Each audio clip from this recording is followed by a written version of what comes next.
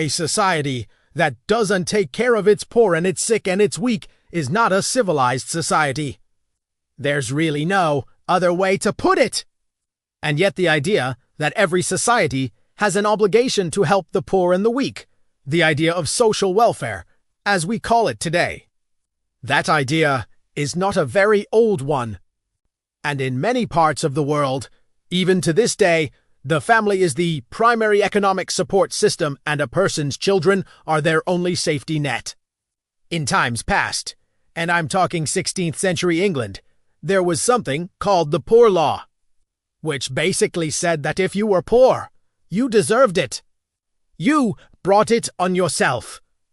And the solution was to punish you by branding you with the letter V for vagrant, to assign you as a slave to those who would like to have you, to give you bread, water, and scraps of meat, and if you ran away, to re-enslave you for life. If you escaped again, to kill you as you would a criminal. This was not all that long ago. This was the 16th century.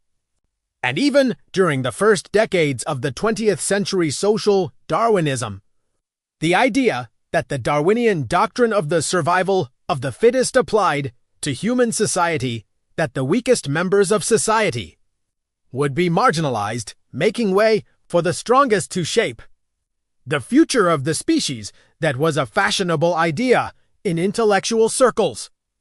It was a fashionable idea until the 1930s, and if that was the case, what kind of world would we be living in today if the Jewish tradition had followed suit?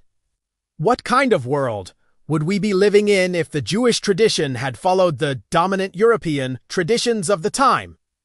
A.G. Warner, a very prominent philosopher at the time, someone who greatly influenced the intellectual currents of his age. He actually advocated the castration of the unfit and the permanent isolation of the incompetent. Thank God we didn't follow that road.